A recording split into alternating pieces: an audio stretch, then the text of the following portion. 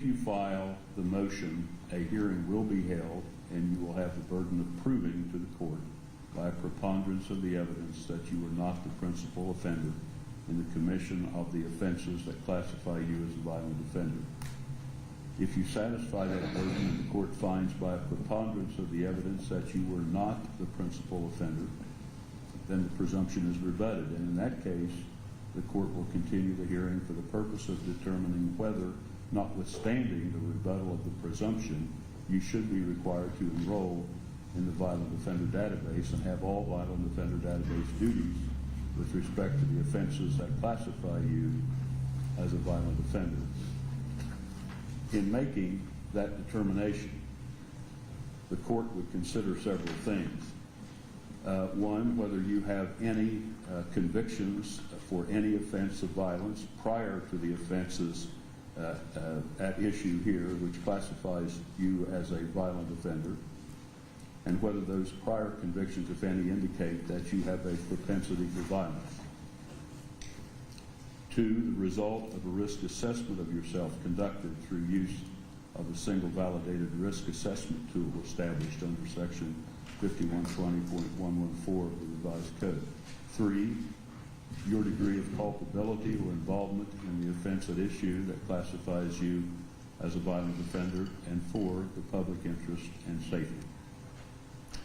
If you do not file a motion to attempt to rebut the presumption, or if you file a motion but do not succeed in rebutting the presumption, or if you file a motion and rebut the presumption, but the court determines after considering the factors mentioned that notwithstanding the rebuttal of the presumption, you should be required to enroll in the violent offender database and should have all violent offender database duties with respect to the offenses that classify you as a violent offender, then the court shall issue an order specifying that you are required to enroll in the violent offender database and have all of the violent offender database duties with respect to the offenses that classify you as a violent offender.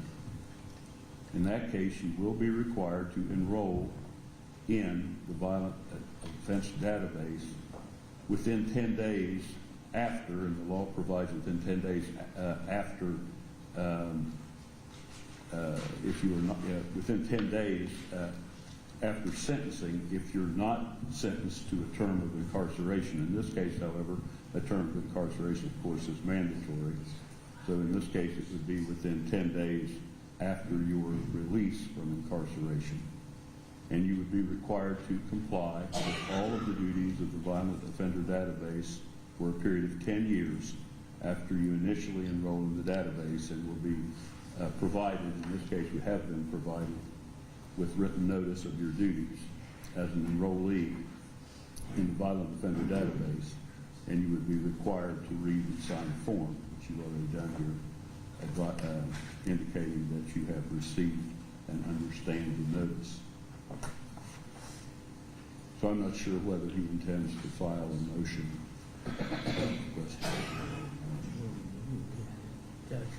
I guess we would just have an oral motion and point out that the state's theory in this case with respect to George was that he was complicit and not the principal offender. And so, and as the court knows from the testimony throughout the case, including his own testimony, he has no prior convictions of any sort, certainly no prior violent offenses.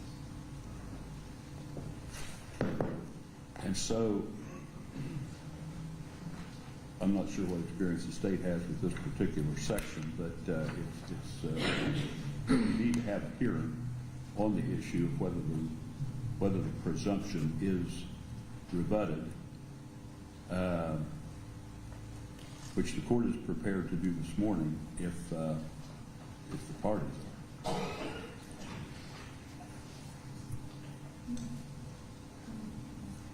And I suppose the hearing could actually be post-sentence as far as that goes. I don't see any prohibition there, but we could also have the hearing this morning on that.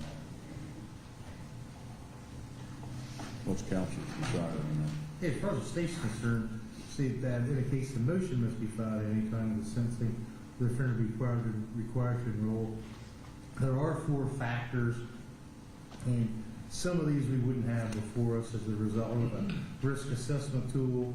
That the two things we would be arguing would be the degree of culpability or involvement in the underlying offense. And this is the main one, the public interest and safety. And I will point out for the court that the qualifying offenses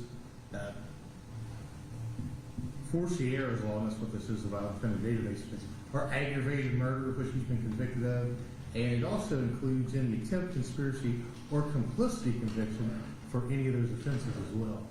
The complicity and conspiracy also apply.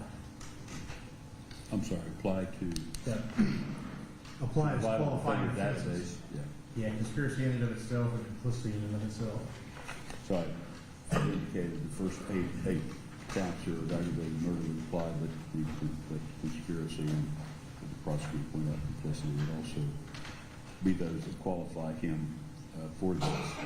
So the actually anticipated here is a hearing on whether he has rebutted the presumption by establishing by preponderance of the evidence that he's not the principal offender in the commission of the offenses that classify him as a violent offender. And then, if the court finds he has done that, then notwithstanding that, whether he should be required to enroll. I'm not sure. It sounds like maybe the state is agreeing that he was not the principal offender. He was. Actually, we would not agree on that, Your Honor. He is. It talks about conspiracy or complicity as well. Again, there's testimony from Jake Wagner that he wasn't a trigger puller on the case, but it still covers conspiracy and complicity as well too. And again, it's a rebuttable presumption. We would argue that specifically, if you look at the factors. Yep. If you look at the factors, most important one being public interest and public safety. You've got somebody who's been convicted of 8 aggravated murders and other charges involving those. Don't those factors, though, don't those come in only if he has rebutted the presumption? It's up to him to rebut it. If he wants to try and rebut it, we're here and ready. Well, I think we would just adopt the testimony from a trial. I mean, that's a better hearing than any hearing you could put on here. So you're willing to submit this as a part of the hearing, in the hearing to rebut the presumption, you're submitting the evidence produced at trial and don't intend to present anything else? That's correct. Okay. So now does the state have a response to that? Yeah, we'd be willing to let the court take judicial notice of the facts that were testified to and the evidence in this case. Again, even if he were not arguably a principal offender, he's still convicted of conspiracy and the complicity charge as well. And I would argue most importantly, there's two factors. His degree of culpability or involvement in the underlying offenses. And quite frankly, Ron, in plain English, he was up to his eyeballs in this, helped plan it. You heard the testimony of the other two co-conspirators. He was completely involved in it. And I would argue the public interest and public safety, most importantly, and you've got somebody that's been convicted of 8 separate aggravated murders and was indicted on death specs. And hopefully there's never ever a chance that he would ever be out in a position to register, but we just asked the court to take judicial notice of the facts in this case. All right. But we wouldn't, again, we still argue that the conspiracy and complicity apply to. He'd be a principal offender in those.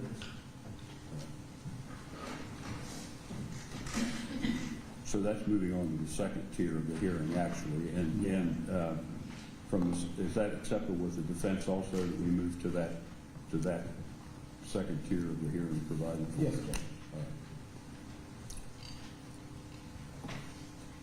The court will find that the defendant has rebutted the presumption by showing that he was not the principal offender in the commission of the crimes. However, for purposes of this hearing only, the court makes that finding, but the court will also find, based upon his degree of culpability and involvement in the offenses committed for which he's been convicted, the ones that classify him as a violent offender, and also in the public interest and safety, that notwithstanding that rebuttal, that the defendant should be required to enroll in the violent offender database and should have all violent offender database duties with respect to the offense that classifies offenses that classify him as a violent offender, and he will be required to enroll in that database within 10 days of his release from incarceration. Those duties are set forth in the form that he has already signed here. All right. That's just another objection. All right. And now we are we ready now to proceed with the sentencing hearing itself? Is the state ready? Yes, Your Honor. Is the defense ready? Yes. All right. The state may proceed. Thank you, Your Honor. Your Honor, as this court knows, the state did submit a sentencing memorandum, which was quite lengthy.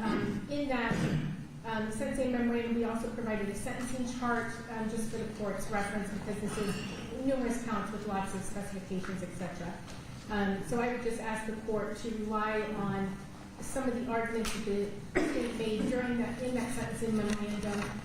Specifically, and again, I know the court knows this, the factors that the court is to look at when determining whether an offense is more serious than others of its kind, and or the factors that don't exist to suggest that it is less serious.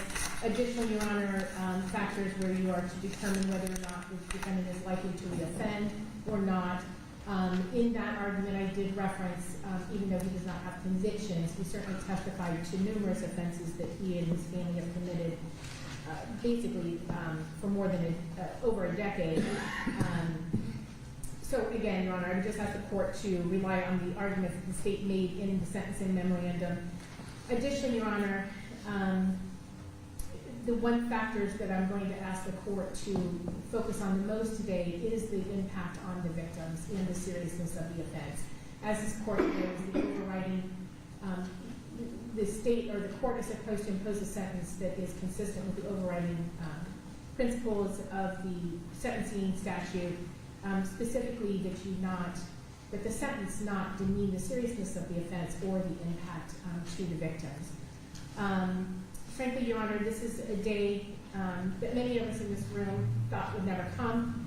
It has been 6.5 long years since this family behind me learned that the gruesome fate of their loved ones. The crime seemed so brutal and so nonsensical then. They still do, even after, or perhaps especially after, learning what we already knew to be true. That is, that none of these victims deserve to die. None of them did anything to warrant the death sentences they received at the hands of the defendant and his family. Today, I urge the court to focus specifically and mainly on that impact to the families when fashioning a sentence in this case. In this case, you have both the seriousness of the offenses and the impact on the victims. I can't imagine a more serious offense.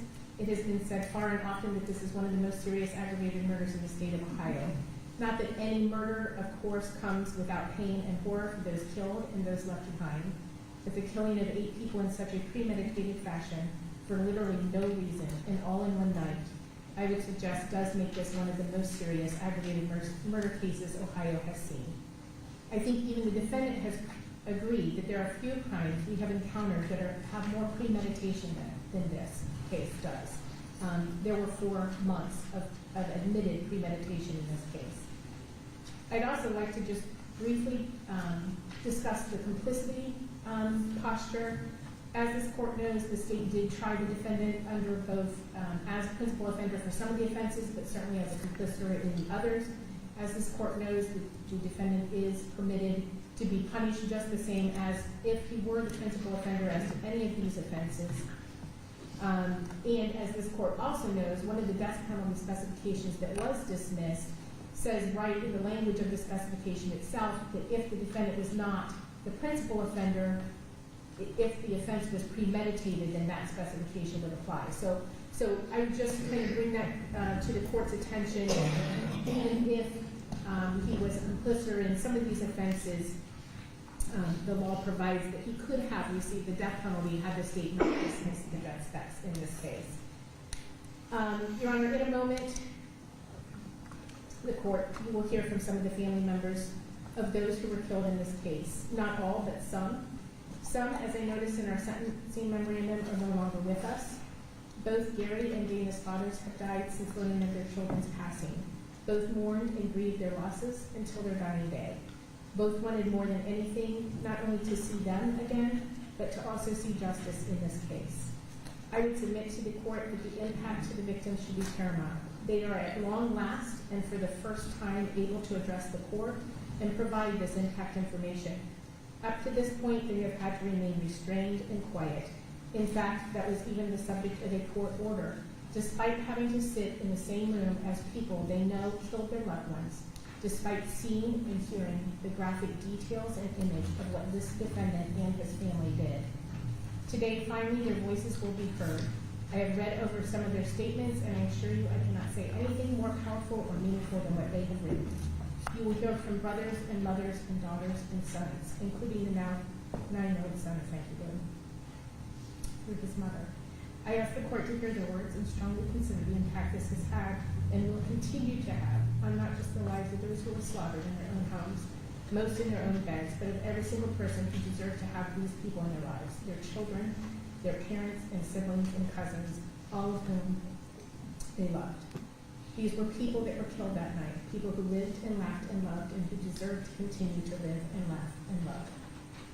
You've now heard from 3 of the 4 people responsible for these crimes. You know how cold and calculated and depraved these crimes were, how they self-anointed themselves as judge and jury for these 8 people, how they led a life of crime and never had any remorse about doing so. In fact, they remained proud of how adept they were at it. But this is not yet another in a series of arsons or trailer heists or any other felony they chronically committed. This is the unjustified, unprovoked, horrible, senseless killing of 8 innocent people. He should not get 8 for the price of 1, even though at some point the state recognizes that after all of the firearm specifications, there's little chance the defendant would ever get out of prison. But in this case, Your Honor, I would submit it is the principle of the thing. The defendant does deserve the death penalty. There is no question. All 4 of them do, including Angela, who did not even leave the house that night.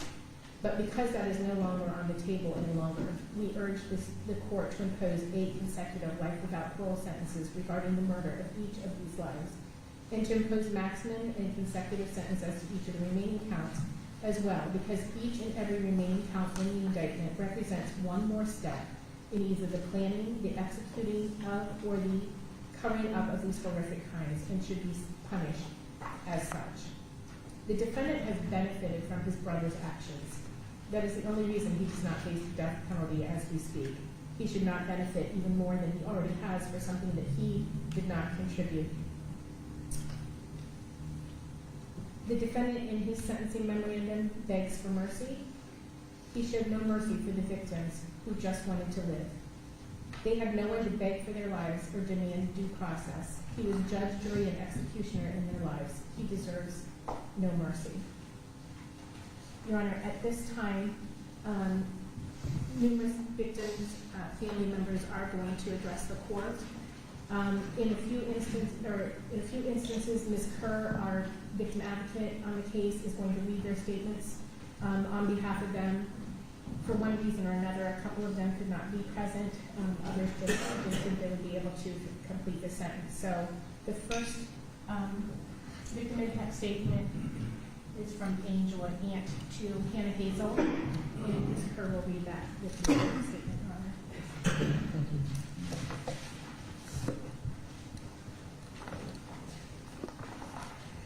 Hello, my name is Angel, and this statement represents the family of Hannah Hazel Gilly. May we please take the time to thank you, Your Honor, for conducting a fair trial. We would also like to thank the jury for performing their civic duties. We know that they sacrificed time that could have been spent with their own families during this trial. We would also like to thank every police officer, detective, every BCI investigator, any person who had a hand in gathering evidence, processing evidence, and following up on every small piece of information given by family members and family friends. Our family would also like to thank Angela Canepa. What can we say about Angela? She listened to our families, heard probably 1,000 theories, and never wavered in finding the truth. She followed the evidence and was thorough in putting it all together like a 1,000-piece jigsaw puzzle.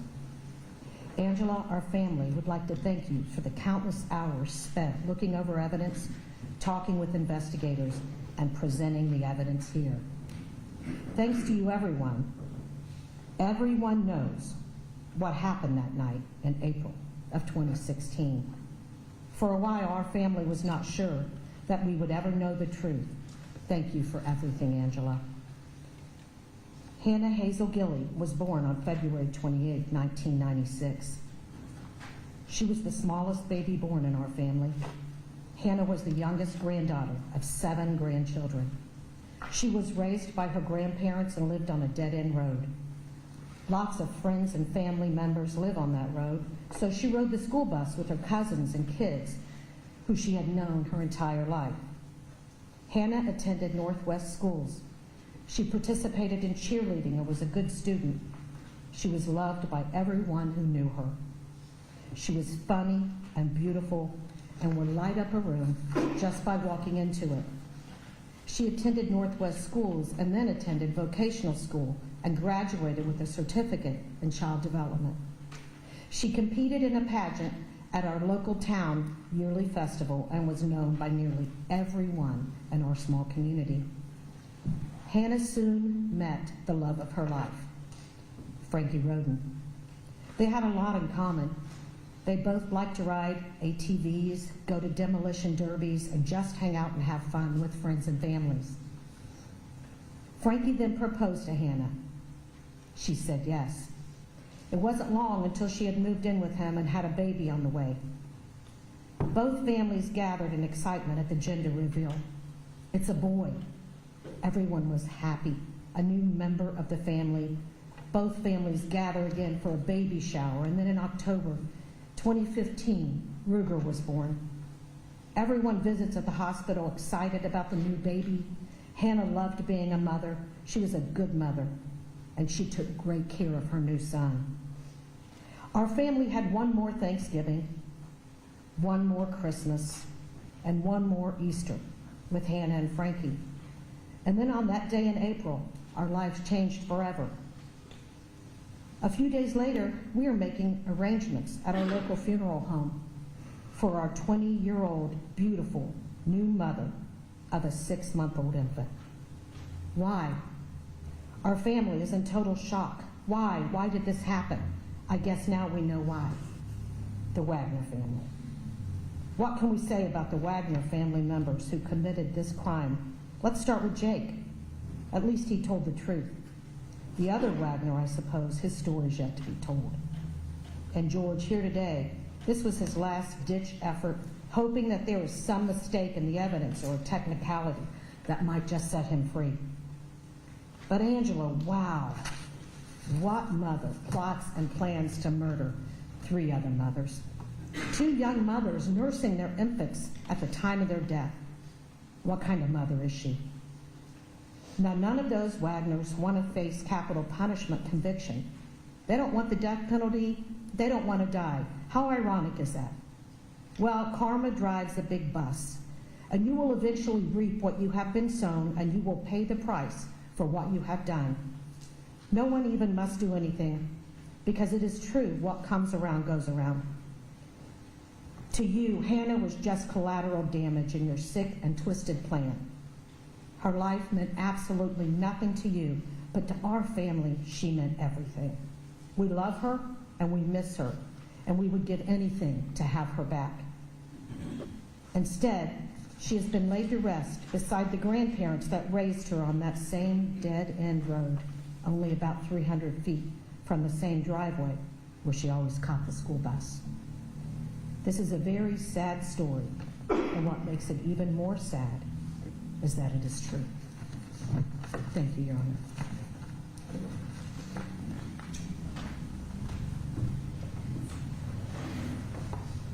The next person addressing the court, Your Honor, is Andrea, and she is the mother of Hannah Hazel.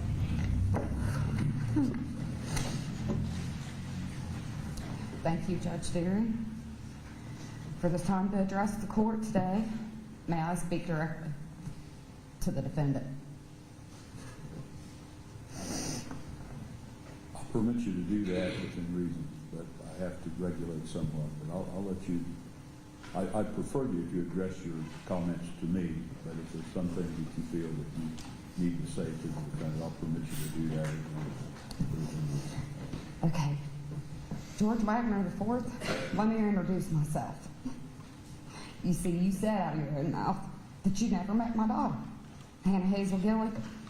I'm her mom, Andrea Shoemaker. I stand here today to be her voice, since you, George Wagner IV, and your evil family took her. I'm supposed to stand here today and give a victim's impact statement. I have no idea. I have never done any sort of paper like this. And I have no idea. I've never done anything like this. So I did what most people do. I Googled it. But as soon as the word victim popped up, I looked at the definition just to see what exactly it says. Victim means a person harmed, injured, or killed as a result of a crime, accident, or other event or action. Wow, now that's powerful, because that is what the evil George Wagner family, George Wagner IV, and your evil family have done. My victims list: Chris Rhoden Sr., the young age of 40 years old. Dana Lynn Rhoden, only the young age of 37. I was just getting to know you not long before you welcomed my sweet Hannah Hazel Gilly into your family. Both of you absolutely loved your grandchildren. My heart breaks for all of you, for all of your grandchildren, as they will never know the great Papa and Nana you truly were. They will only hear stories about how wonderful you really are.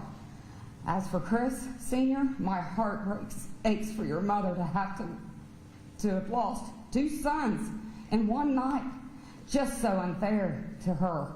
For Dana's mom and dad, the pain of both of your parents. Phil, for you, your father, to not live on this earth to see justice for his daughter. So heartbreaking. 2 lives taken too soon, but never forgotten. Kenneth Rhoden, only the young age of 44 years old. I know this much about this man, that he loved his nephew, my grandson, Rhoden Rhoden, because he stopped at Frankie and Hannah Hazel's home all the time. A great friend to my oldest daughter, as for she seen him every day he ate dinner where she worked. A father figure to my son.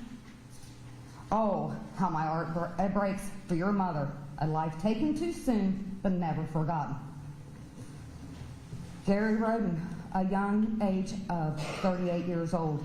I dislike the fact that I never got to know you, but seeing you in the garage under the hood of a vehicle as Hannah, her son, Rhoden Rhoden, and I sat on a sheet in her yard or on the porch, just missed that so much. Another life taken too soon, but never forgotten. Christopher Rhoden Jr., only the age of sweet 16. Just a child that was still learning about life, now unable to live it. Oh, how I miss your sassy mouth and your fierce attitude. For someone to kill or stand and watch as you are being killed is the devil. Hannah Mae Rhoden, only the young age of 19 years old. As George Wagner IV said, This girl is like a little sister to me. Hannah Mae and my son was the first to give me my biological granddaughter. Her name is Kylie. Hannah Mae was such an innocent young lady, a great mother to two beautiful girls. I watched your baby girl, Kylie, mourn to know who her mommy was. I answered questions that should have never had to be asked in the first place. My heart is forever broken that she and her sister will never know the mommy you were. Another life taken too soon, but never forgotten. Frankie Rhoden, my soon-to-be son-in-law, the young man that gave me my first grandson, Ruger. The love you have for my beautiful baby girl, Hannah Hazel, as well as your two sons. The birthdays, the Easters, the mornings of Christmas, just all the sports and holidays that were taken from you.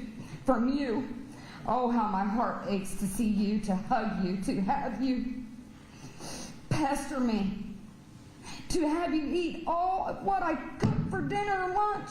My heart aches for you, son, your sons. One was only the age of 3 when the evil George Wagner IV, who said you were like his best friend, and his evil family, all were cowards and killed you. My grandson was made an orphan in one night. I see the pain in Ruger's eyes. He mourns for a dad! So bad! And it is something he will do for the rest of his life, is want his daddy. Oh, and Hannah Hazel Gilly, my baby girl, only the age of 20, gone mad, who fell in love with a young man, Frankie Rhoden, the love of Hannah Hazel Gilly's life. Hannah Hazel was the first of my children to give me the blessing of becoming a mammal.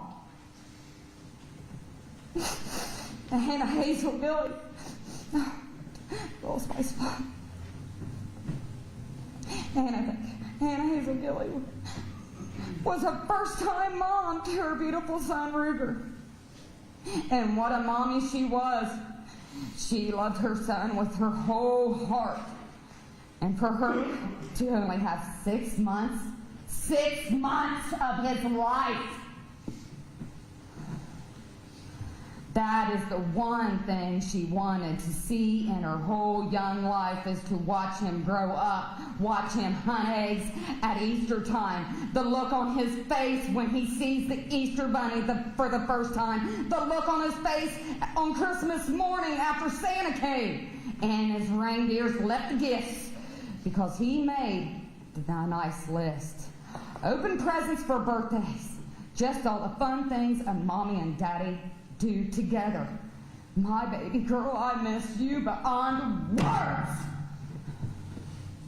Another life taken way too soon, but will never be forgotten. Number 9, the list of victims gets longer. The 8 lives are just the ones no longer on this earth.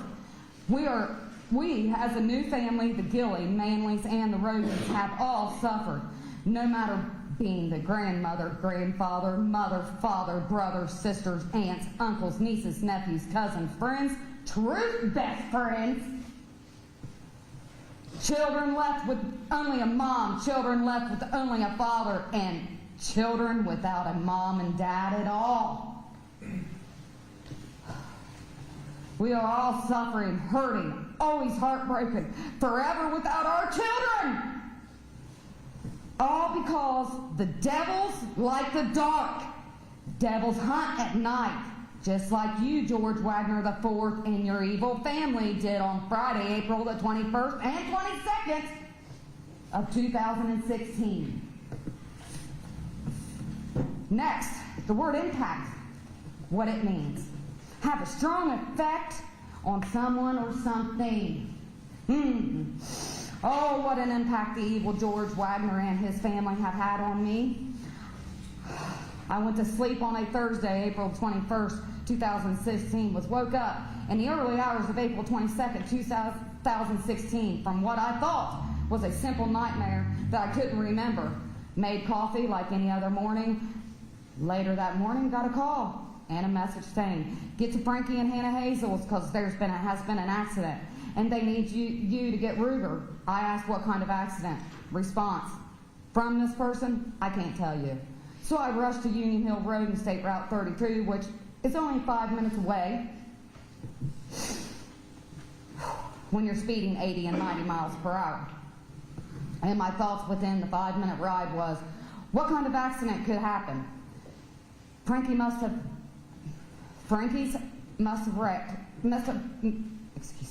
Frankie's ass, this is what I said, must have been driving fast. As I arrived at Union Hill Road, and my thoughts within that 5 minutes was kind of, accident could have happened. Frankie must have wrecked Hannah Hazel, and she is unconscious, and Children's Services needs me to get Ruger. And this is where I said the A word. And I'm going to kick Frankie's butt for driving fast. Arrived at the Union Hill Road 32 only to see the road was blocked by a sheriff deputy. I told him who I was, and he told me to pull over to the side of the road. I did, as he asked. So I called the person who called me in the first place and asked about my Hannah Hazel. Response, I got Hannah Mae. This was repeated so many times that I can't remember until I said, yes, Hannah Mae. Response I got was that she's dead. And I said, what? So what about Hannah Hazel? Is she dead? Response from the other end of that call, yes. I lost all sense of feeling at that moment. Came to a few minutes later on the ground with someone asking me, what's going on? And I screamed, Hannah's dead! Hannah's dead! Jumped to my feet because I still had to get my grandson. At least that's what I thought. Because I hadn't had a chance to meet Kylie but knew she was my granddaughter because she looked just like her dad, Charlie, when she was born. Then the news, media, etc. started gathering like vultures on a dead deer carcass just to get the story that was our life, our life. Still here today. We were moved to a church where all sorts of family and friends started gathering. We went to the sheriff's stations to answer questions, give statements, but I wanted answers. That's what I got from BCI agents. He knows who he is, and I thank him for answering them. Then all the family was put into this church, and to be told by a screen from a press conference that our family was dead. Next, I was sitting on some steps outside the church, and a man walked up to me and said, my name is Rob Junk. I'm the prosecutor from Pike County. If this person or people that did this would be brought before a judge, would you want the death penalty? And I said, yes, an eye for an eye.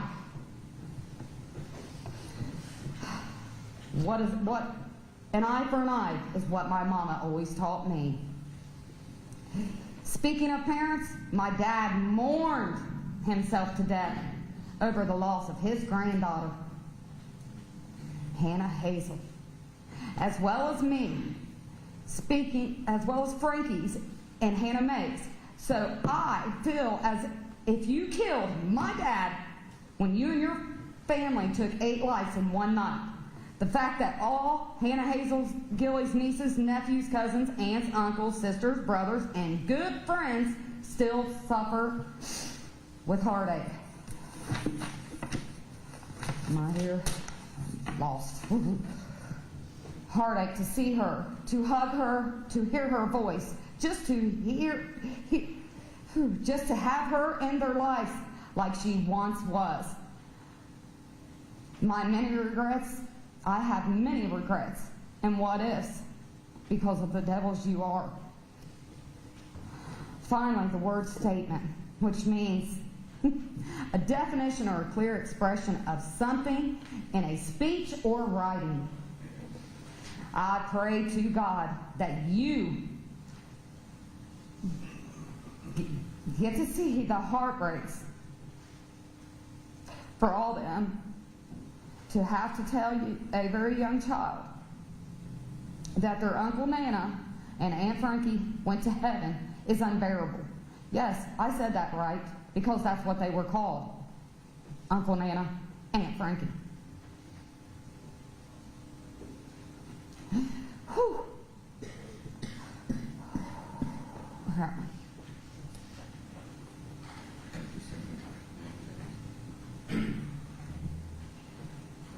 I went from seeing my grandson, Ruger, every day until the day I found out she was dead. Then he was placed in strangers' arms, and I went 2 months without seeing him at all. Then we fought to get him in our family, where his mommy would have wanted him. And I know George Wagner IV and his family have no idea how to deal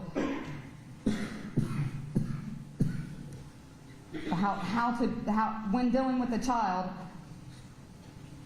I hope they have no deal with dealing with a child again, and I pray to God that your son learns what kind of a monster you really are and never wants anything to do with you. I pray for that. I pray for you not to live. I want you to die, just like you and your evil family did my baby girl, Hannah Hazel Gilly, Frankie Rhoden, Hannah Mae Rhoden, Chris Rhoden Jr., Dana Lynn Rhoden, Chris Rhoden Sr., Kenneth Rhoden, and Gary Rhoden. Life in prison is just too easy. You get free meals, free television, free living, when there are all kinds of kids starving to death. You are a waste of time and space on this earth. So much of the taxpayers' dollars wasted on your court hearings and a trial, while you sat there knowing you helped plotted, and carried out the killings of 8 people in one night. Excuse me, 7 Rhodens and 1 Gilly in one night. I still wait for her to come through my door, all the while answering questions from her son, wanting to know things about his mommy and his daddy, as well as Hannah Mae's little girl. Have you ever had to deal with things like that? No, George Wagner IV, you haven't, because you told your own son that your own mother was his mommy. How sick and twisted is the Wagner family. Thank God none of you didn't get to raise those kids to be adults, because those poor babies would have turned out like the devils you, George Wagner, and the rest of your family are. All I want is my baby girl, Hannah Hazel, and that I will never have. I only agreed to the state because I want all these older families to get justice on earth while they're still here, because of the fact that Gary's dad, Dana's dad, and my dad didn't get their justice while on this earth. This is the most monstrous act. Your cousin said it the best. That any family could have done to 3 different families and George Wagner IV. What have you won? What have you won after all you've done? Thank you to everyone that worked on this case. A special thanks to the jury for seeing the devils that George Wagner The fourth is, thank you, John, Ryan, Alan, Angie, Rob, Andy, Cindy, and Amy, for all that you have done for my baby girl. And I thank you, Judge. And I pray, Judge Derry, that you see the true devil that George Wagner IV really is, and make him suffer with life in prison. Thank you.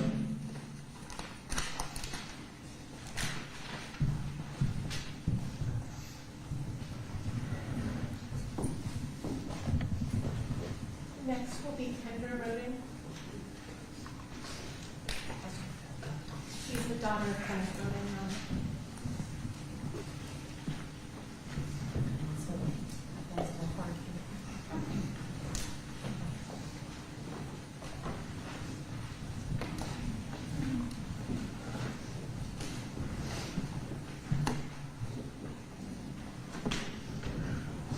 As I stand here today, I know I should feel for peace.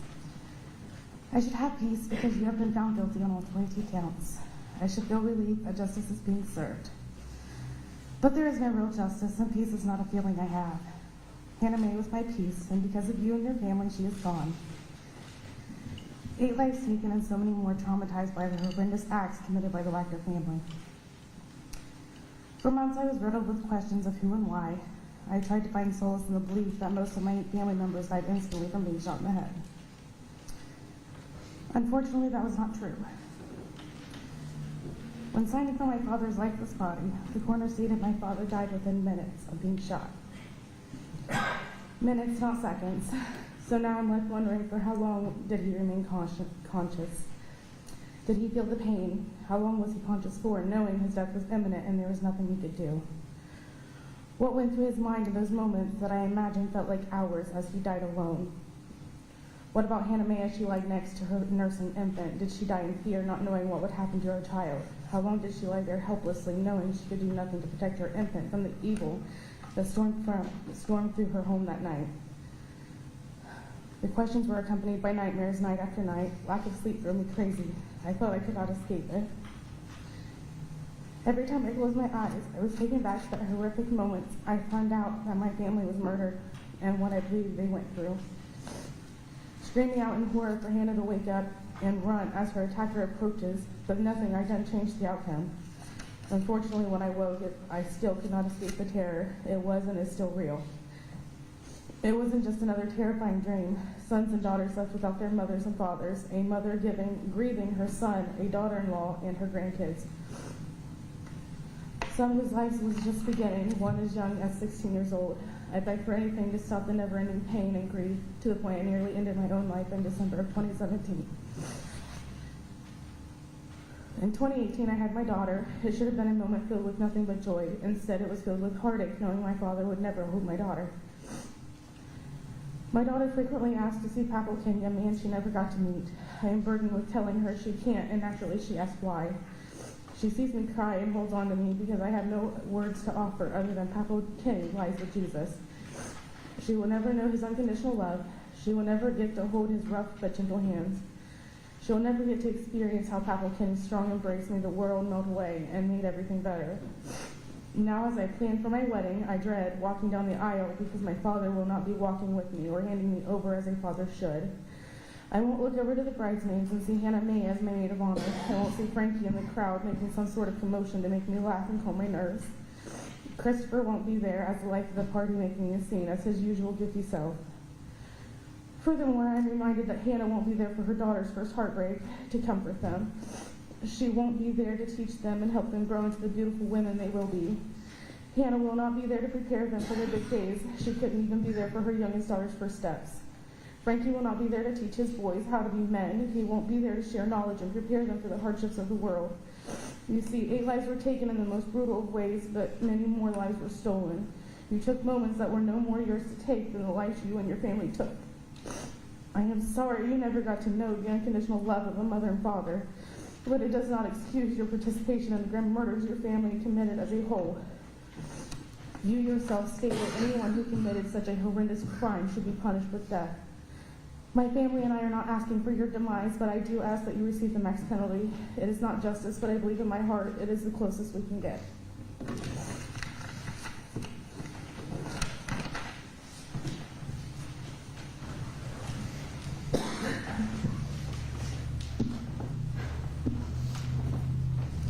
Next will be Chelsea. You're right, you're on me there, sorry.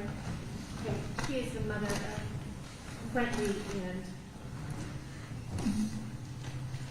Well, thank you, Your Honor, for letting us come up here.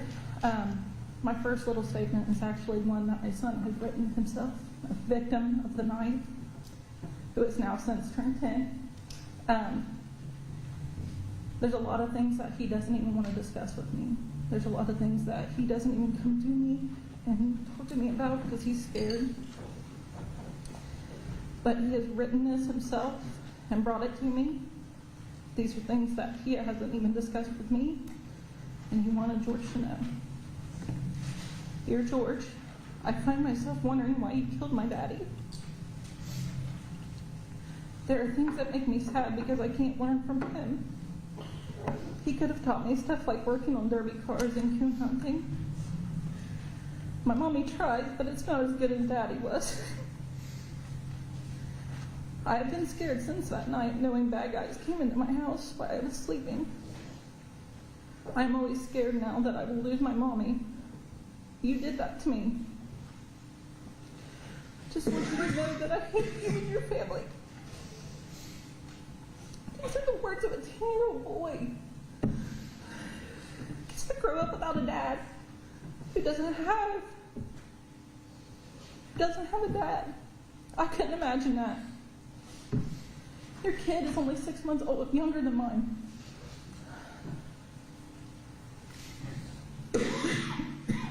No, he doesn't have his dad.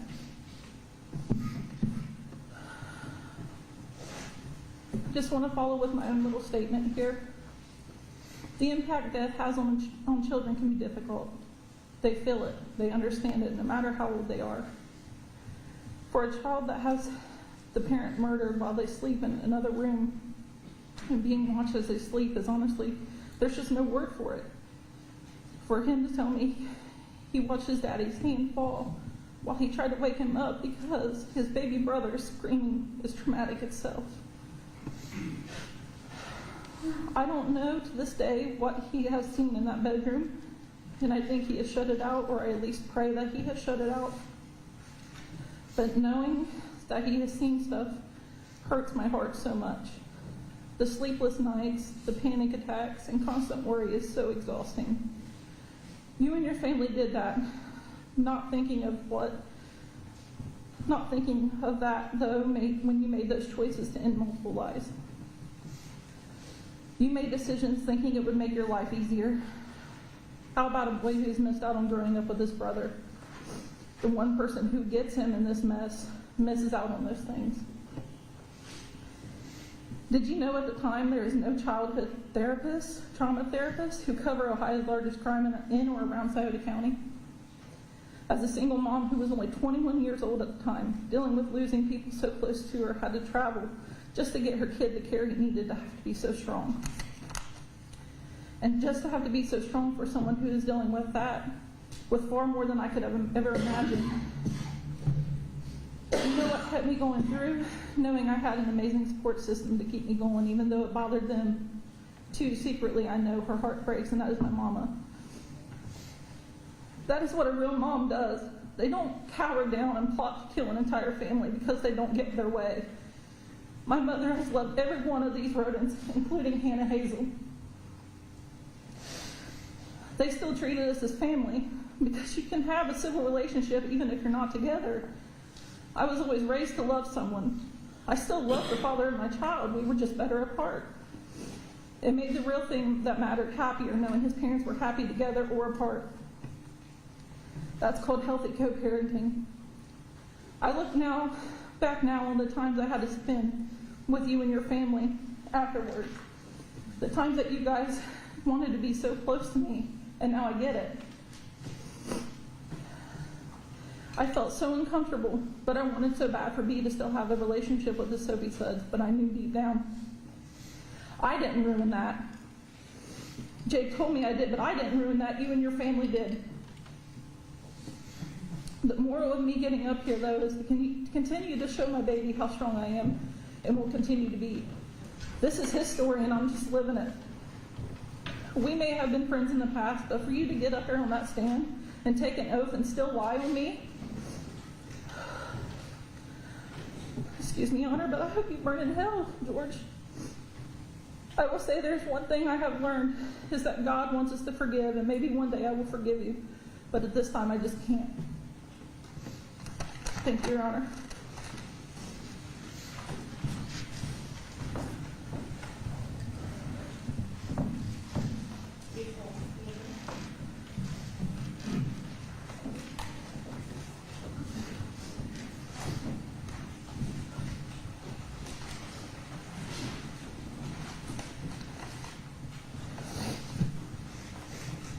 Hello, my name is April Manley. I'm the wife of James Manley, brother of Dana Rhoden. As I stand here today, I realize I'm standing here for my father-in-law, Leonard. See, Leonard fought a short fight with liver cancer. All he wanted to do was be with his baby girl, Dana Rhoden, and make sure she was okay. For that reason, he wouldn't fight for his life. Leonard would tell us time and time again that he was sorry for leaving us, but he just couldn't walk this world without Dana any longer. He made me promise that I would see these trials through, that I would be at every court date. So here I stand today at the end of one of them. I don't only stand here for Leonard, but myself as well. You see, James Manley and I will be married 28 years this week. The Rhodens are not just not. The Rhodens are also my family, but in heart as well. I was the maid of honor at Dana and Chris's wedding. I was at the hospital at the births of Frankie, Hannah, and little Chris, or as I call them, Spanky, Hanny, and Monkey. I was also at the births of Frankie's boys, Hannah's girls. Due to Dana being a young mom and a full-time student and working full-time as an STNA from graduation until her death, I babysat Frankie, Hannah, and little Chris from the time they was born until they was old enough to stay by themselves. Even after they was old enough to look after themselves, I would still see them daily. That's why I refer to them as my babies. Then comes the morning of April 22nd, 2016, where all of our lives changed forever and will never be the same again. Not one, not two, but 8 family members were taken away from us. It was like the bottom fell out of my soul. Hundreds of people around me, but I felt like I walked this world alone. Weeks of being in denial, even after seeing them laying there in their coffins, looking at them saying, that's not my loved ones, they look nothing like them. Their faces so unrecognizable. Convincing myself they were just hiding for something and they was coming back home to us as soon as it was over, but they never came home. The Manley Rhodens and Gillies have missed out on so much due to the Rhodens being taken from us way too soon. So many holidays, birthdays, weddings, births, big celebrations were taken from us. It wasn't just my life affected by the tragedy, but also of many others. My mother-in-law, Judy Manley, now walks this world without her daughter, her grandchildren, her son-in-law, our friends Kenneth and Gary. But now she also walks this world without her husband, Leonard, who just couldn't handle the pain any longer. To this day, my husband starts screaming, sis, in his sleep. It's the only thing he called Dana. My oldest son, who's a firefighter, says he has seen some gruesome things as a firefighter, but nothing will ever compare to seeing Frankie and Hannah laying there and all that blood. You see, Frankie wasn't only his cousin, that was his best friend.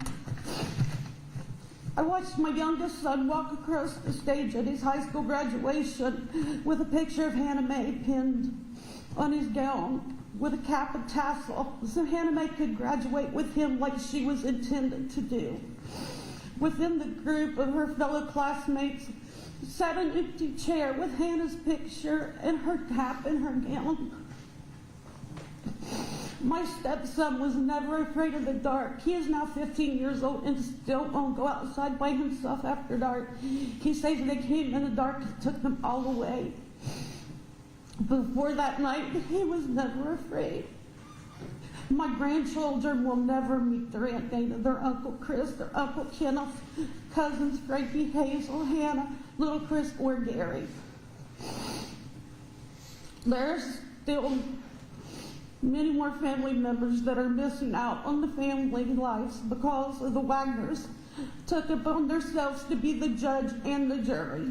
They decided that my family's lives were to come to an end at their hands. My mother taught me to forgive and forget, but right now I can't follow that rule. The Wagners have taken so much from us that I just can't forgive right now. I don't know I ever will. And for that reason, I hope George Wagner spends the rest of his life in prison without seeing your loved ones for the rest of your life, just like you made sure we wouldn't see ours. I hope you feel the loneliness and the emptiness that we feel for the rest of your life. And I have one last wish for you, George. Since you and your family made sure you were the last ones to see our family alive, I hope every night when you close your eyes, you see them 8 faces, and I hope they haunt you for the rest of your life.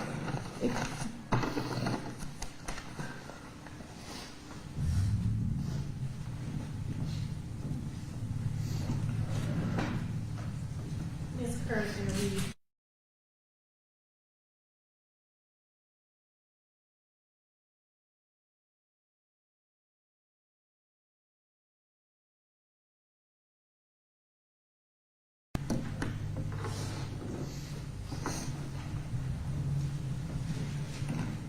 I, Bobby Manley, am writing this letter because I believe my voice needs to be heard. I would like to thank the prosecuting attorneys and the jury for their time. I'm Dana's baby sister, the aunt of Frankie, Hannah, and Chris Jr. I'm here speaking on behalf of them and the other lives that you took from us. I have many feelings, but the strong one is grief. On April 22nd, 2016, you changed my life and many other lives.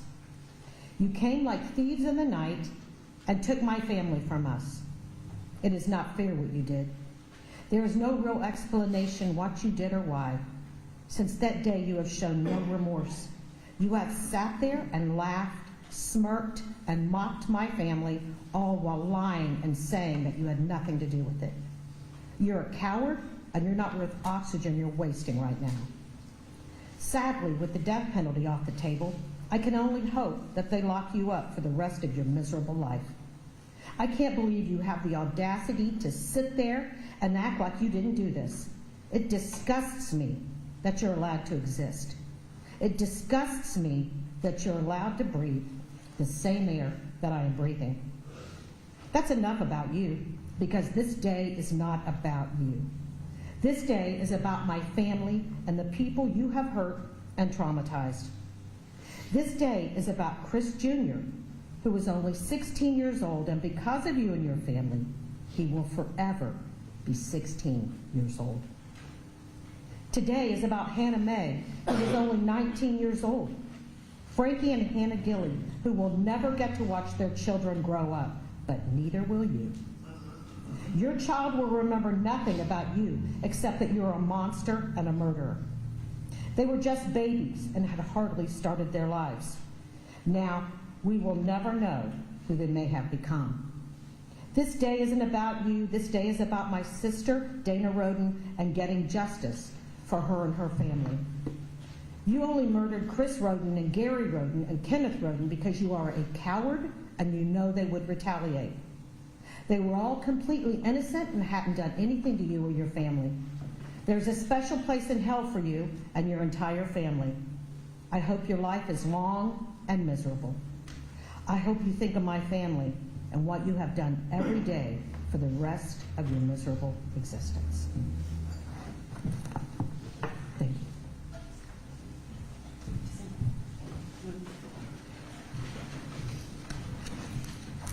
Your Honor, Ms. Kerr is going to now read a statement from Ruth Rhoden. Ruth Rhoden, Victim Impact Statement. I would like you to know that you killed more than 8 people. Kenny, Gary's father, literally grieved himself to death over the murder of his son and the others in the family. Gary was a good-hearted person, and he would give you the shirt off of his back. He never missed his father's birthday or mine. He made it to every holiday. I truly feel that you did so much more at these crimes and that you're just not admitting to them. Today, December 19th, is Gary's birthday. He would have been 45 years old. I ask for justice for Gary and the other members in this family. Thank you.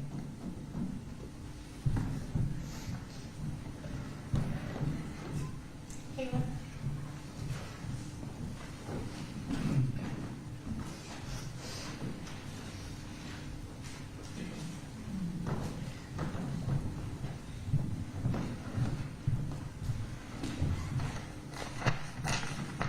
My name's Kayla, and I am the niece to Chris, Kenneth, and Dana, and a cousin to Gary, Hannah Mae, Hannah Hazel, Frankie, and little Christopher.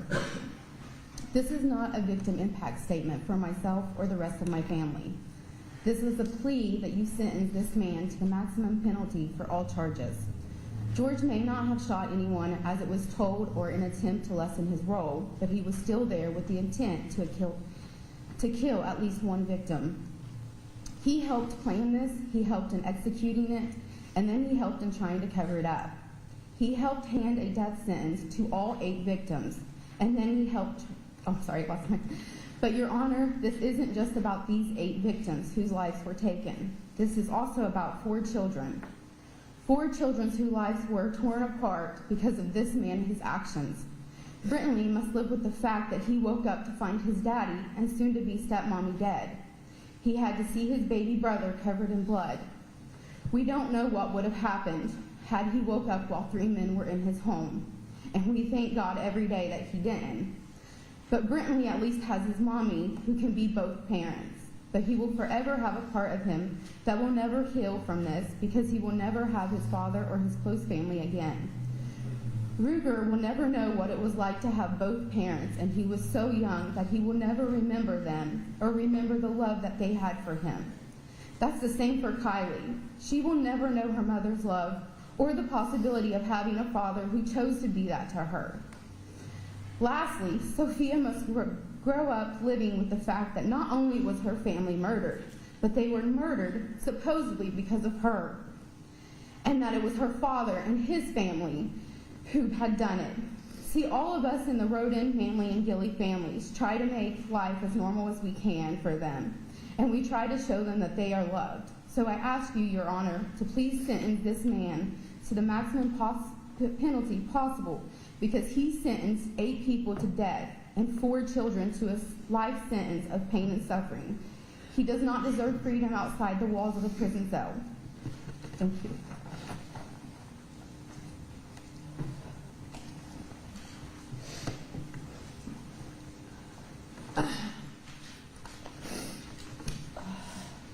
I'm Lisa, Chris and Kenneth's niece.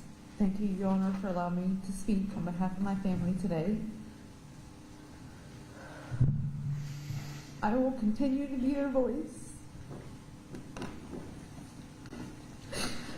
and will be relentless in making sure justice is served. I am not only here to make an impact statement, but to appeal to you, Your Honor, to give George Wagner life without the possibility of parole. Growing up, our parents tell us monsters do not exist, but I have come to know that as a lie in my adult life. Make no mistake about it, George. You want to betray an innocent act and act like you were distant from your family, but the hard truth is, you are one and the same heartless monster who helped brutally murder 8 people and never once backed out or reach out to stop this cruel act before it happened. It's hard to truly convey the impact of something of this magnitude. There are so many moments that have made an impact on me greatly over the last 6 years, sorry. But a few of those moments are very painful moments that I will forever remember vividly. Going into a funeral home and seeing 8 caskets lying along the wall of our loved ones, walking into that room with my family,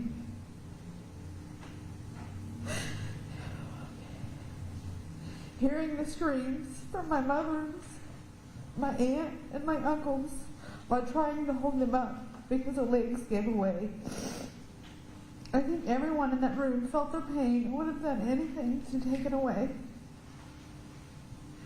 That night, when it came time to say our final goodbyes and close the caskets, I'm sure our screams and sobs were heard from outside. As we had to be pulled away from that room,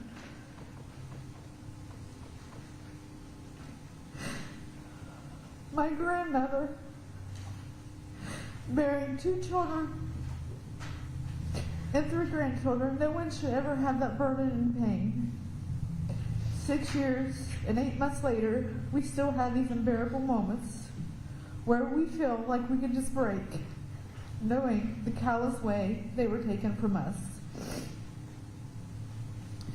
If this is not enough to convince someone George is the cold-hearted monster he deserves to never leave prison, he stood outside my 16-year-old cousin's door, waiting for his brother to go in and assassinate my little cousin. Little Chris went to bed on April 21st to get ready for school the next day, and he would never wake again. He would never wake again.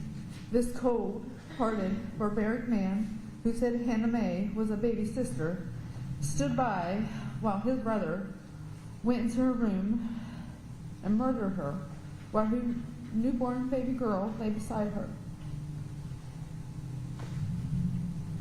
He stood in my cousin Frankie's trailer again, supposedly his friend, while his brother slaughtered my cousin and his fiancée while their baby lay between them.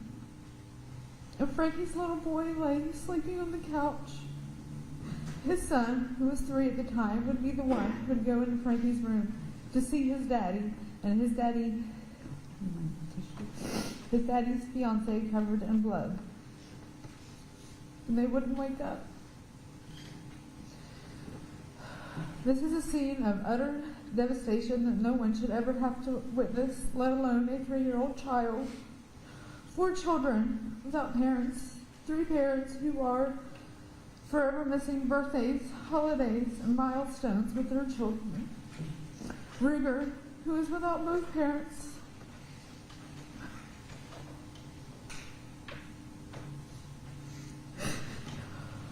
Was too young to know how much he was really loved by his parents. Kylie, you will never get to experience her mother's love. Brentley, who deserved his father's guidance and love throughout his life. Sophia, who would not only lose her mommy on April 22nd, but she lost all of her immediate family. And then on November the 13th, 2018, she lost her dad's side of her immediate family. Regardless of the monsters they are, she still had a bond. The devastation and impact will forever weigh heavy on her for the rest of her life. I've tried to wrap my head around why my family was given death sentences, but nothing will justify the why. My cousin, Hannah Mae, was given a death sentence because she was a strong-willed mother who wanted to raise her daughter and continue to grow her family outside the Wagner's control. My cousin Gary, Hannah Hazel, little Chris, and my Aunt Nana was given a death sentence for just simply being there. My cousin Frankie, my Uncle Chris, and my Uncle Kenneth were given a death sentence for being the protectors of our family. It's sickening to think this is what caused the tragic loss of 8 people. George Wagner made a decision, and as a result of his actions, 8 lives were senselessly lost. He is just as guilty and should be held just as accountable. He is just the coward who made our family sit through a horrific trial when he knows the devastation that he helped create. No amount of justice given in this court will come close to what is deserved. But this man deserves nothing less than to spend the rest of his life in prison. This man and his family has confined our family to our own personal hell that we have to fight to get through every day. So it's only just that George is confined to a prison cell for the rest of his life. George, I hope that my family haunts your dreams at night just like they do ours. I also hope there are days where you miss your family and son so much you literally feel like you could die from the pain, because that is what our family deals with. I pray, George, that this court and the prison you are sent to show you the same mercy that you showed my family. The day you take your last breath, you will face your Maker, and I pray they have no mercy on your soul. But on that day, I will finally have a little bit of peace.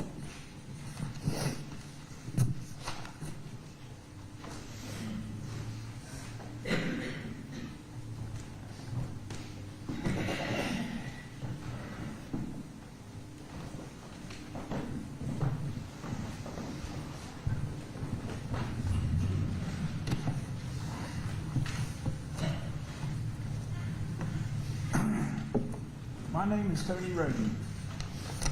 I come here today to talk about my family and the memories that I have of them. First of all, I would like to thank the court and the state of Ohio for giving me the opportunity to do so as a victim. I lost 2 brothers, Chris Rhoden Sr., Kenneth Rhoden. I also lost a niece, Hannah Rhoden. I also lost 2 nephews, Frankie Rhoden, Chris Rhoden Jr. I also lost a cousin, Gary Rhoden. I also lost a sister-in-law, Dana Rhoden Manley. I also lost my nephew Frankie's fiancée, Hannah Hazel Gilly. My brother Chris, my mom's son. As a boy, he always had a lot of questions, just about things like, Tony, why does the chicken have 2 legs? Or, Tony, why does the water flow that way? He loved playing in the creek. When in the creek, we would get up, Chris and I and my other brothers, Stephen and Kenneth, would build small toy boats. We'd use whatever we could find. And we'd have boat races. I would let them win sometimes. 3 of them, 1 of me. We would take 5-gallon buckets and get behind skunks that was in our garden. Sneak, put the buckets on them. Catch them.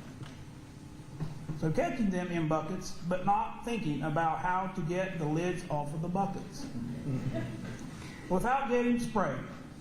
So we would turn them loose. To this day, I do not know how we didn't get sprayed. Chris hated school. As a young boy, I would have to chase him down and carry him to the bus. We all would wait for the bus to pull up the lane. Then, when it would, he would run across the cornfield. But later, as a teenager, he began to like school a little better. But still didn't want to be there. He could go 3 days a week and still was able to get straight A's. He could not wait to get a job and make money. I always admired his ability to watch and learn. Him and I and Robin, our boss, and a gentleman by the name of that we called Paul. Paul was 70 years old at the time. We built a playground, a pirate ship, just from us 4 getting together and talking. Chris always had the ability to look at a project and bring it to life. I love that about him. Chris got married and had 3 kids. He loved them. Was a big softy when it came to them. And I would talk about parenting with him a lot. Chris loved to work. He loved spending time with his family. He was very soft-spoken. People would ask me often, Tony, does your brother Chris ever talk? I would reply, that's his nature. If Chris could help someone, he would. No matter if he knew them or not, he would help. We would talk about fireworks a lot. He loved fireworks. Chris would always do research on fireworks and keep me up to date. I believe he got that from our dad, which also loved fireworks. I have so many memories of my brother Chris that I wish I could put them all down on paper. So whoever hears this today could see through my memories how my brother Chris really was. Caring, gracious, loving, family man, and kind. He taught me a lot, and I hope I was able to do the same for him. His life cut short by selfish acts of others. My brother Kenneth, my mom's son. As a young boy, he would always hang out with me and my other brothers, Chris, Stephen, and Brady. We would have mud fights in the creek, but when we got in trouble for doing that, Kenneth somehow got less punishment. For it, he always would have that innocent look about him. As a young boy and a teenager, he was a hard worker, loved old cars and old trucks, even at a young age. Loved his family, and he always showed it. When he married, he adopted 2 kids, loved them as his own. True love, he always had a way of showing them. I always admired that about him, the love he had for his kids, and not just his kids, all kids. I always felt I was the lucky one to be able to work with him and just see how, as a hard worker, he really was. A gracious, kind, caring, loving man. So many memories of him makes me very sad. When I think of him, he had so much to offer other ones. His love for other people, all cut short by selfish acts of others. My niece Hannah, at a young age, her toys were hers. But if she liked you, then you could touch them, then play with them. When she became a little older, she would tag along with her brothers, Frankie and Christopher, come to my house to play pool with my kids. I had to be a referee in those games quite often. At a young age, she had 2 kids of her own. Right from the first one, you could see the love and caring she had in her for her kid. A true love from your mother touches the heart. She had that. Her children will not get to experience that from their true mother. My mom's granddaughter, her life cut short by selfish acts of others. My nephew Frankie, as a young kid, he would get into everything. When times at my house, he would want to touch whatever he could. I would tell him, leave that alone or I will cut your ears off. He loved the outdoors, loved to hunt. We would talk about it often. I miss those conversations. He had 2 children.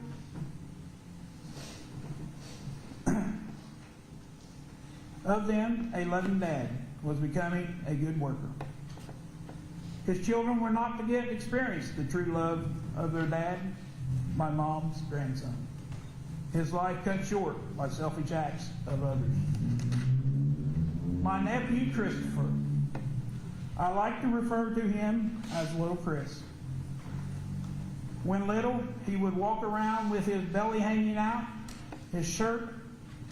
I would tell him, pull your shirt up, He would, but then that belly would pop right back out. If it had a motor on it, he was on it. He loved riding motors. One time my boss at work let him take a brand new Reaper. They were like small Jeeps for a test ride. My boss told him, do not go off the main road in the campground. Did he listen? Nope. Went trail riding and found the biggest mud hole he could and buried that Reaper in it. Well, guess what?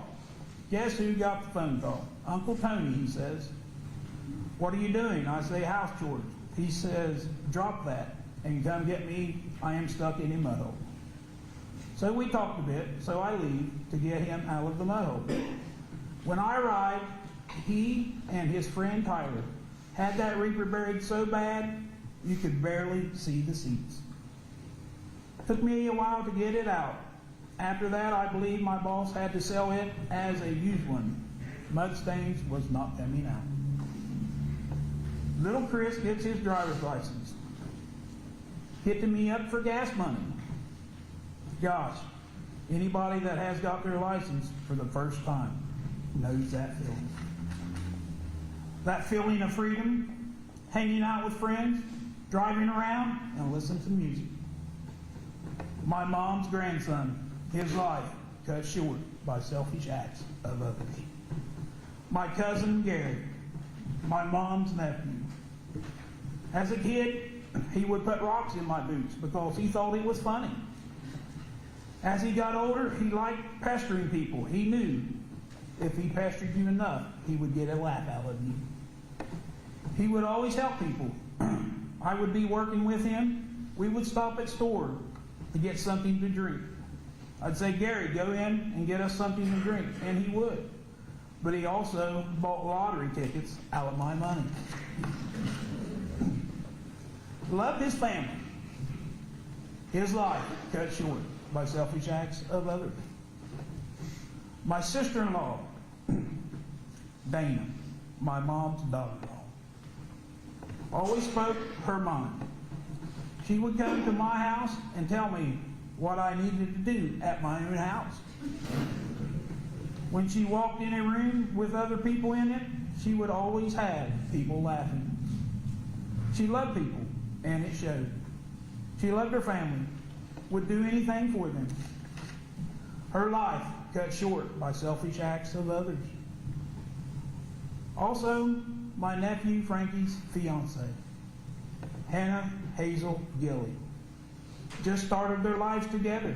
A very nice, respectful person. I always like to refer to her as Little Hannah. She told me that was fine if I did that. She could tell, I could tell, that she was going to be a good mother to her newborn that she just had. Her life cut short by selfish acts of others. I have talked about each one of my family members a little bit, but to really know who they was as a person, we would have to talk about all the memories of them all. Now I would like to tell a story that is true to its core. On November the 13th, 2018, there was an arrest in the murders of my family the same year around Christmas time. My sister Wilma played phone tag back and forth, trying to get the authorities to let Sophia and Bullvine spend Christmas dinner at our family. So it happened, and all the kids just loved him. And at this Christmas dinner, our mom was handing out presents to her younger grandchildren and her great-grandchildren. So they all filing through, sitting on Mom's lap as she hands their present to them. Pictures were being taken. And then Bullvine's name is called. He walks up to Mom. She puts him on her lap. She hands him the present. Pictures are taken. She puts him down and gives him a hug. I am sitting in the kitchen crying as I watch. Bovine is no relation to our family, but he is the defendant's son. True love, that's what was showed that Christmas dinner. It was embedded by our mom to all of her kids. We all have it in us. Chris taught it to his kids, it showed. Kenneth taught it to his, and it still shows. True love. I'd like to read this statement from my mom.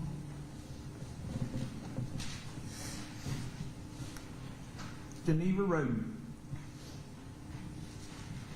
George Wagner, you are still breathing. My two sons are not breathing. My grandchildren are not breathing. They are all children left behind. I'd just like to see some justice. Thank you, Your Honor.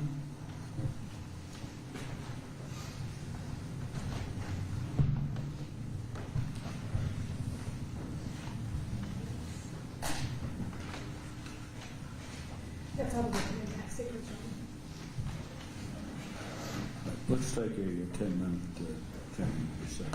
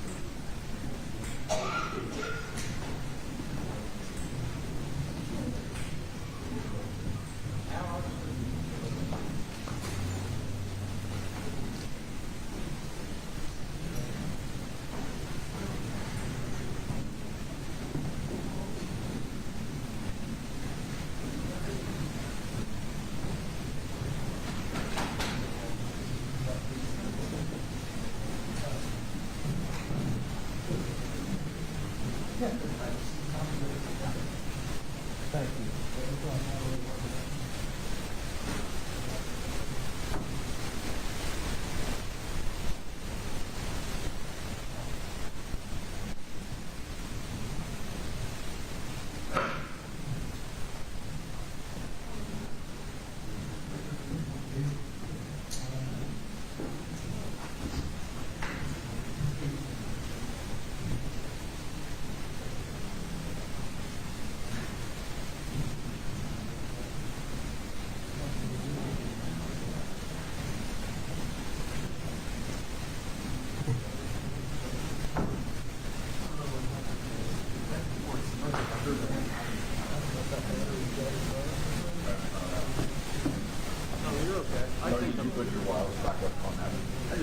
there.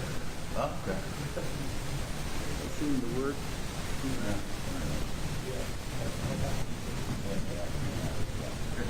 Yeah, I think I'm good with, yeah, I've got 2 bars, so.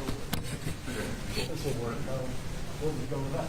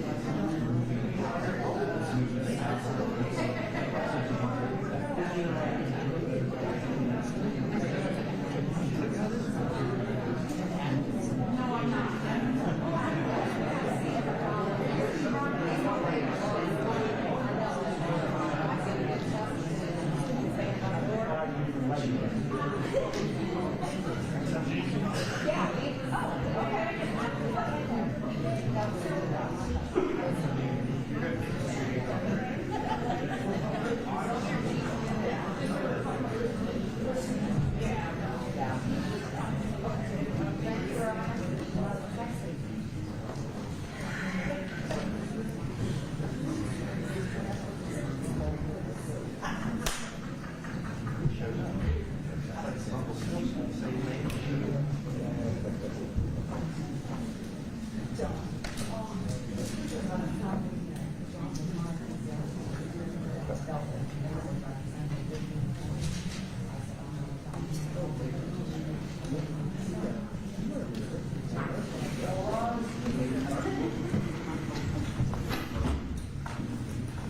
you. Please be seated.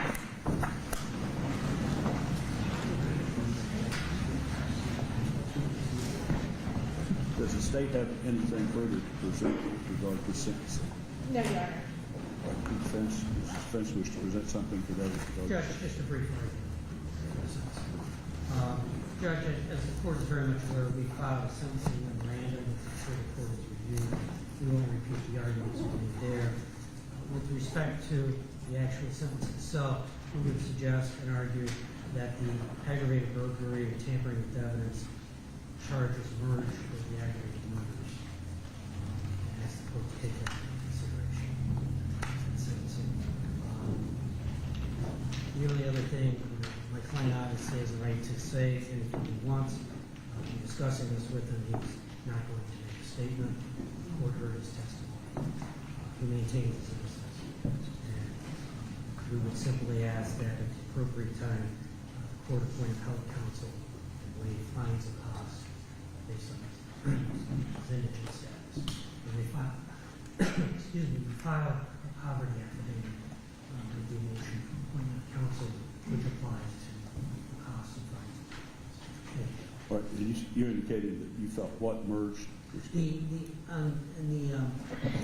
aggravated burglaries associated with the aggravated murders, and I believe the court instructed the alternative of tampering with evidence when the jury was considering the aggravated burglaries and murders as an alternative of tampering with evidence. So we think, based on the facts and the jury's verdict, that those counts. What the state wishes to respond to the statement of the defense counsel's statement concerning the merger of any defense? Yeah, Your Honor, I'm unclear with what basis. They've not stated a legal reason why they believe it merges, but it absolutely does not merge. The tampering with evidence and aggravated burglary would not merge. There's no legal rationale for that. And what else? No. It was that the aggravated burglaries took place with the purpose to commit aggravated murder or tampering with evidence. I believe was the instruction. And so that's what we're basing it. Still separate crimes and still committed with separate animus. So. Mr. Wagner, is there any reason that you want to state as to why sentence should not be pronounced and imposed immediately in this matter? No. Is there anything that you wish to say on your own behalf or any information you wish to provide in mitigation of punishment? No.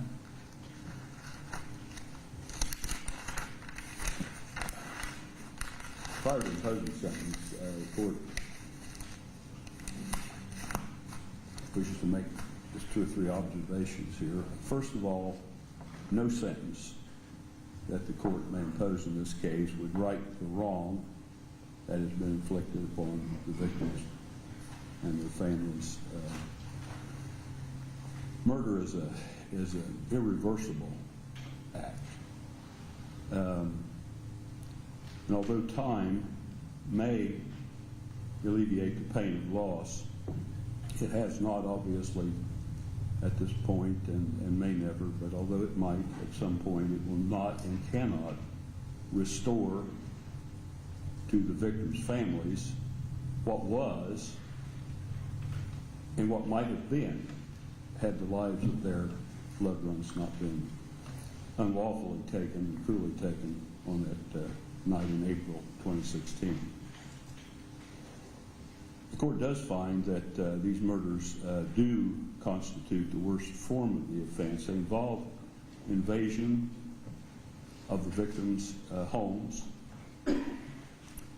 and in 3 of the cases, invasion of their bedrooms or sleeping areas, places where the families, the persons involved, the victims involved had lain down to sleep.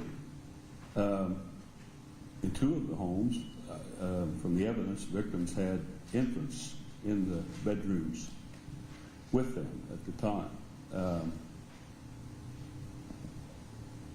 The invasions at three of the locations appear to have been calculated to find the victims in bed, asleep. In fact, some, by the evidence, were apparently asleep. The court's sentences and the process for imposing sentences, it was referred to somewhat by counsel here, are governed by law and the statutes that apply. And I want to sort of outline some of this, although it was done so in somewhat on the oral arguments here. Of course, both sides have filed sentencing memorandum. The court is to be guided by what's referred to in the statute 292911 as overriding purposes of felony sentencing. And there are three of those named there. One of them is to protect the public from future crime by the offender and others. Another is to punish the offender. And a third is to promote the effective rehabilitation of the offender using the minimum sanctions that the court determines accomplish those purposes without imposing an unnecessary burden on state or local government resources. That's statutory language. It also says to achieve these purposes, the sentencing court shall consider the need for incapacitating the offender, deterring the offender and others from future crime, rehabilitating the offender, and making restitution to the victim of the offense, the public, or both. The sentence to be imposed, this again is statutory language, the sentence to be imposed for a felony shall be reasonably calculated to achieve the three overriding purposes of felony sentencing. And then it's commensurate with and not demeaning to the seriousness of the offender's conduct and its impact upon the victim, in this case victims, multiple victims, and consistent with sentences imposed for similar crimes committed by similar offenders. And of course, the court is not to base its sentence upon considerations of race or ethnic background, gender, or religion of the offender. That's all statutory directions to the courts. And it goes on to say in the next section of law, 292912, that unless required by section 292913 or 292914 of the revised code, the court that imposes sentence under this chapter upon the offender for a felony has discretion to determine the most effective way to comply with the purposes and principles of sentencing set forth in 292911 of the revised code. Now, of course, that discretion that the court has in sentencing is limited when mandatory terms are or a sentence of imprisonment is required by law, as it is in this case. It says that in exercising the discretion, the court is directed to do certain things, to consider the factors set forth in the statute relating to the seriousness of the conduct and factors relating to the likelihood that of the offender's recidivism. In other words, the likelihood that the offender will commit future crimes.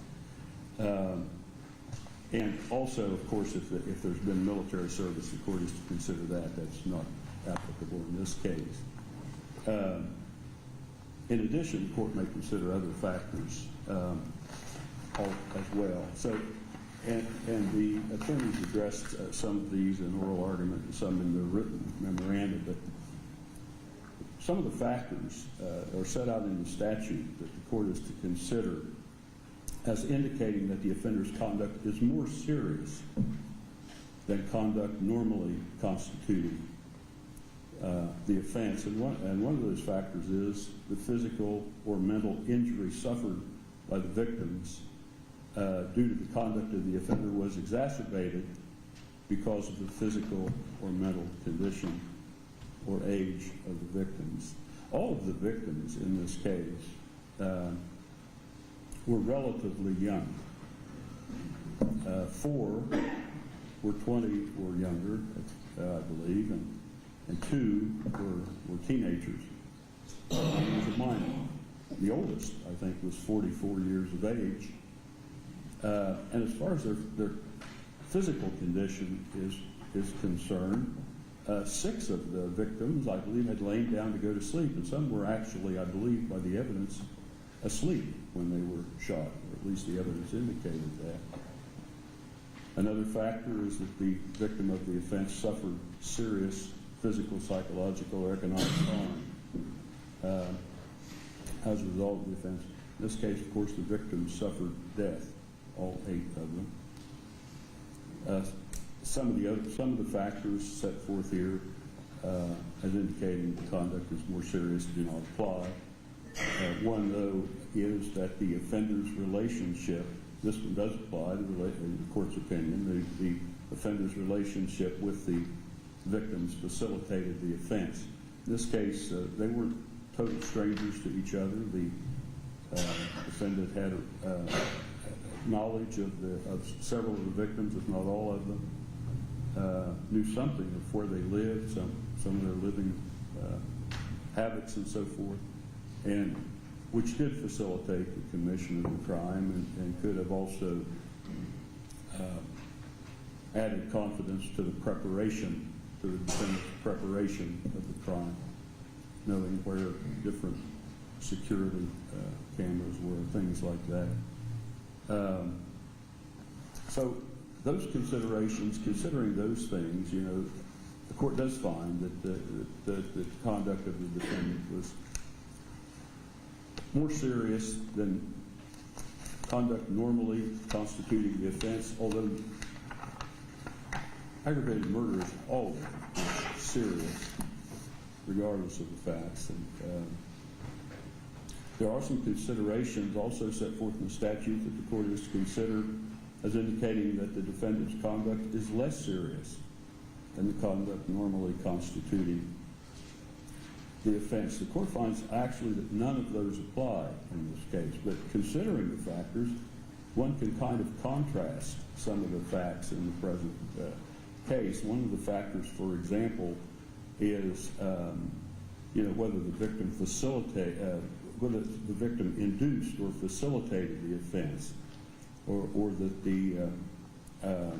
there was provocation, that the offender was acting under provocation, or that the offender did not cause or expect to cause physical harm. We'll contrast the circumstances here. We had some people were killed because they were there. Some people were killed because it was anticipated that they might retaliate if, this is by the evidence presented at the trial, they might retaliate because some of their family members had been unlawfully killed.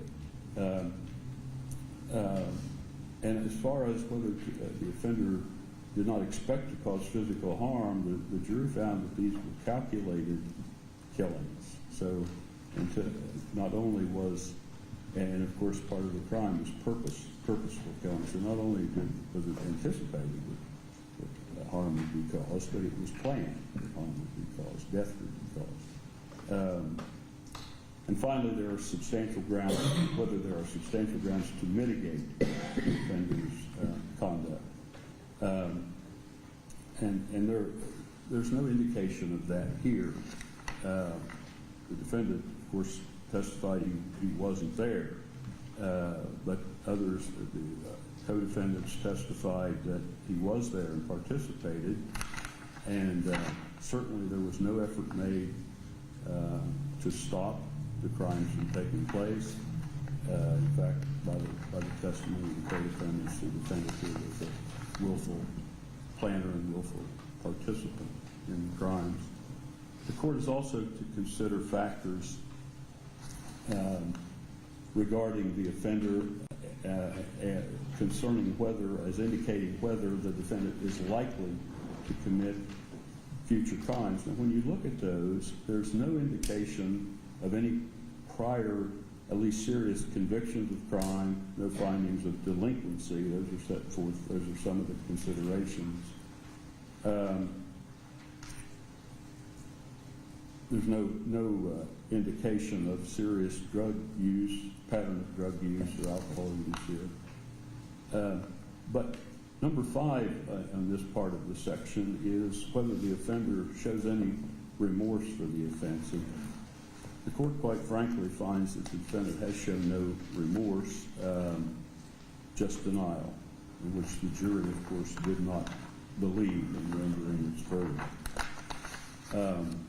And finally, the court is to consider certain factors as indicating whether the offender is not likely to commit future crimes. And again, we have whether he's been adjudicated, the offender has been adjudicated a delinquent child.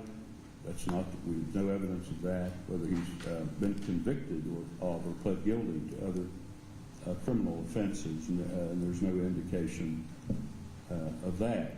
But the third says whether the offender has lived a law-abiding life for a significant number of years. And there's quite a bit of indication in the defendant's testimony himself that he did not live he was not living a law-abiding life. There were several crimes undetected and certainly unprosecuted that he has acknowledged in his testimony that he had committed. Also, a consideration is whether the offense was committed under circumstances not likely to recur. Well, the court can't make a finding like that because the circumstances here involve family relationships, which if the defendant went on with his life out of prison, he undoubtedly would develop other relationships with other people. And whenever you have those type of relationships, family relationships, you have family disagreements, the old suspicions, the old disagreements, and maybe this way of settling those matters could reoccur. So the court can't find these circumstances are not likely to recur. The fifth finding here that the court is, or the factor is that the offender shows genuine remorse for the offense.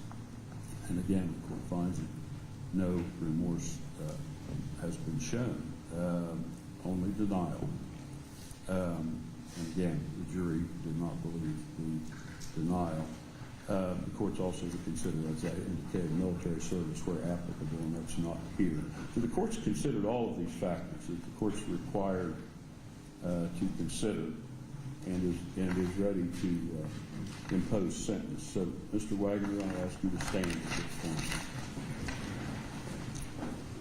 On count 1 of the indictment for the offense of aggravated murder in violation of section 2903.01a of the revised code, the victim of that offense being Kenneth Rhoden, the court hereby sentences you to serve a mandatory term of life imprisonment without parole.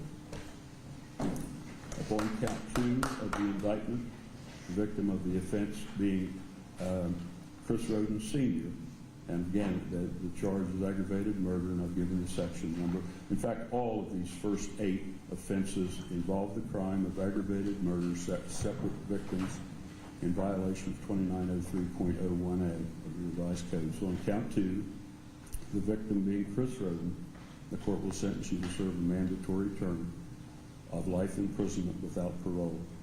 On count 3 of the indictment, the victim of the offense of aggravated murder being Gary Rhoden, the court will also sentence you to serve a mandatory term of life imprisonment without parole. On count 4 of the indictment, for the aggravated murder of Clarence Franklin Rhoden, the court will sentence you to serve a mandatory term of life imprisonment without parole. On count 5 of the indictment, the victim of the offense being Hannah Hazel Gilly, the crime being aggravated murder, the court will sentence you to serve a mandatory term of life imprisonment without parole. Upon count 6 of the indictment, for the aggravated murder of Dana Rhoden, the court will sentence you to serve a mandatory term of life imprisonment without parole. On count 7 of the indictment, for the aggravated murder of Hannah Mae Rhoden, the court will sentence you to serve a mandatory term of life imprisonment without parole. And on count 8 of the indictment, the victim of the offense being Christopher Rhoden Jr., for the offense of aggravated murder, the court will sentence you to serve a mandatory term of life imprisonment without parole. On count 9 of the indictment, The offense there that you were found guilty of is conspiracy, a first-degree felony in violation of Section 2923.01A1 and A2 and 2923.01J1. The court will sentence you to serve a definite term of 8 years in prison. On count 10, for the offense of aggravated burglary, and this is at 1084 Left Fork Road, in violation of Section 2911.11A1 and 2911.11A2 and 2911.11B, a felony of the first degree, the court will sentence you to serve a prison term of 8 years. On count 11, the charge is aggravated burglary involving the premises at 4119 Union Hill Road. Again, the section numbers are 2911.11A1 and A2 and 2911.11B. A felony of the first degree, the court will sentence you to serve a definite prison term of 8 years. On count 12, for the offense of aggravated burglary, the section numbers are the same. This involves the premises at 4077 Union Hill Road, a felony of the first degree. The court will sentence you to serve a prison term of 8 years. On count 13, for aggravated burglary at 3122 Union Hill Road, the section numbers, of course, are the same. Felony of the first degree, the court will sentence you to serve a definite prison term of 8 years. On count 14, unlawful possession of dangerous ordnance, 2923.17A1 of the revised code, a fifth-degree felony. The court will sentence you to serve a prison term of 10 months. Count 15, tampering with evidence. This involves phones and cameras, 2921.12A1 and 2921.12B, a felony of the third degree. The court will sentence you to serve a prison term of 24 months. Upon count 16, tampering with evidence involving custody documents, the court will sentence you to serve a prison term of 24 months, and section numbers there are 2921.12A2 and 2921.12B. Again, it's a felony of the third degree. On count 17, for the offense of tampering with evidence involving security, home security system, shell casings, and silencer, 2921.12A1 and 2921.12B of the revised code, a felony of the third degree. The court will sentence you to serve a definite term of 24 months. On count 18, for the offense of forgery, 2913.31A1 and A2